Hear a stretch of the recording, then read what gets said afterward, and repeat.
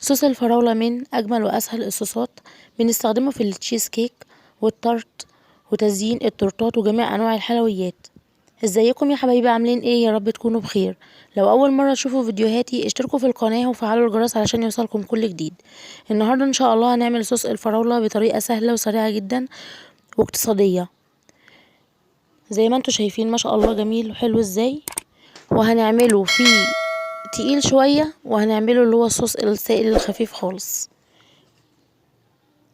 وبجد مش هقدر اقول لكم طعمه وريحته تحفة تحفة تحفة، كأنه زي الجاهز بالظبط اللي انت بتشتريه من بره، ما يفرقش عنه اي حاجة. امشي على نفس الخطوات اللي انا هقولك عليها وهعملها معاكي، وان شاء الله هيطلع احسن من اللي انا عملته بكتير. يلا نشوف صوص الفراولة بيتعمل ازاي. معايا نص كيلو من الفراولة، وكوباية الا ربع من المية، ومعلقة كبيرة من النشا،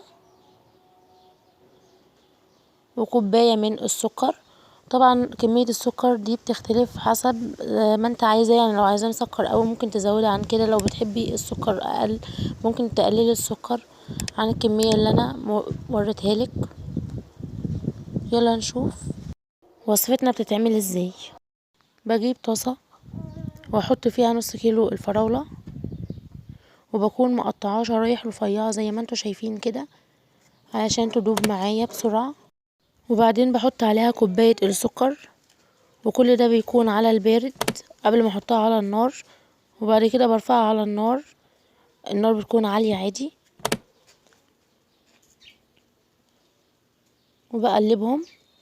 ممكن ما تقلبهمش اصلا، سيبيهم زي ما هما من النار السكر هيدوب. وبعدين اسيبها لغاية ما تغلي معايا زي ما انتوا شايفين، بدأت تغلي معايا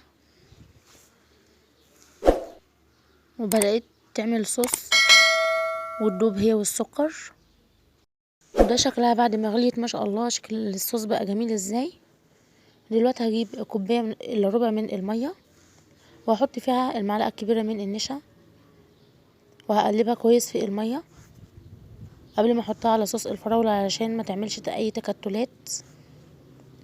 وبعدين هحط المية بالنشا على الفراولة وهقلبها كويس.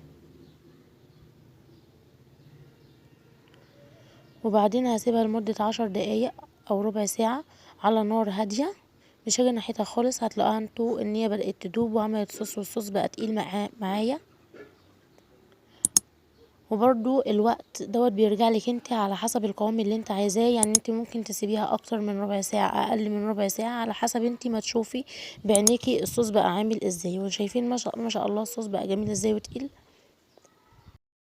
وده شكل الصوص بعد الربع ساعة، ما شاء الله بقى تقيل وشكله جميل ازاي. وطبعا انا جبت الهراسة بتاعت البطاطس وهرستها بيها بدل ما اضربها في الخلاط، علشان انا كنت عايزة يبقى سمكها تقيل شوية.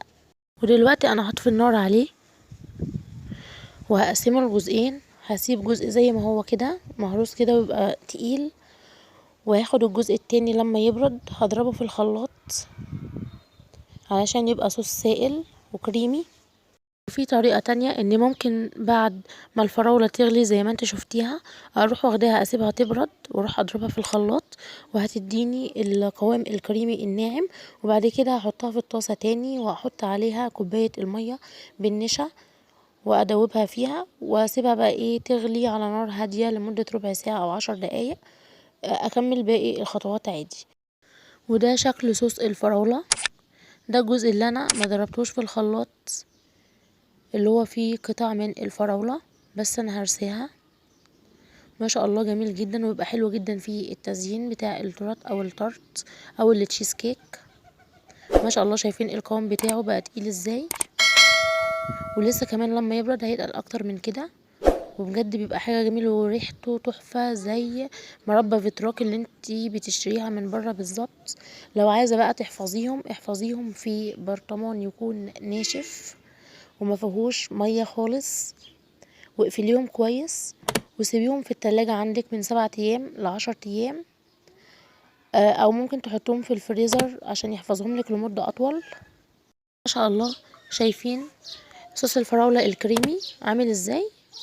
بجد ما شاء الله جميل جدا، وبجد يعني الريحة مش قادرة اقول لكم عاملة ازاي. ريحتها زي اللي انت بتشتريه من بره بالظبط. ودلوقتي هنجرب صوص الفراولة اللي فيه قطع والصوص الكريمي اللي انا عاملاه. ودلوقتي انا عملت كيكة عادية جدا، بس حجمها صغير علشان اجرب بس معاكم صوص الفراولة اللي انا لسه عاملاه. ودلوقتي هقسمها لنصين. واول حاجه هجيب الطبق اللي انا هعمل فيه، هحط فيه كريمه، وبعدين احط النص الاول عليه واعمل فيه فتحات صغيره بالخله، واسقيه بلبن محليه بمعلقه من السكر زي ما انتم شايفين. ودلوقتي اتشربت، فهحط بقى طبقه كبيره من صوص الفراوله اللي فيه قطع زي ما انتم شايفين كده. وبعدين دلوقتي هحط عليها طبقه من الكريمه، كريم شانتيه. جبت كيس تلاجة عادي وفتحته بفتحة كبيرة ونزلت، ده احسن من ان انت تحطي بسكينة او بمعلقة او باي حاجة. وبعدين حطيت النص التاني فوق الكريمة، وعملت برضو فيه فتحات وسقيته بلبن. وبعدين غطيتها بالكريمة كلها. ودلوقتي هحط صوص الفراولة اللي هو قوامه كريمي زي ما انتوا شايفين كده. وبعدين هعمل خطوط بالكريمة رفيعة قوي، وهجيب خلة وهمشي على الكريمة رايح جاي زي الزجزاج، وهتديني الشكل ده. ما شاء الله بجد شكلها تحفة تحفة تحفة. وعملتها سريعة جدا علشان بس ايه، يعني دي تجربة بس نجرب صوص الفراولة اللي احنا عاملينه مع بعض. ودلوقتي هقطع جزء منها زي ما انتوا شايفين كده. ما شاء الله الطبقات باينة ازاي، وطبقة صوص الفراولة اللي فيها قطع باينة ازاي، وشكلها اصلا تحفة ما شاء الله عليها. وطعمها بجد والله كان حاجة جميلة قوي. يا رب تكون نالت اعجابكم. وكده وصفة النهاردة خلصت. ما تنسوش تعملوا لايك وشير وسبسكرايب وتفعلوا زر الجرس علشان يوصلكم كل جديد.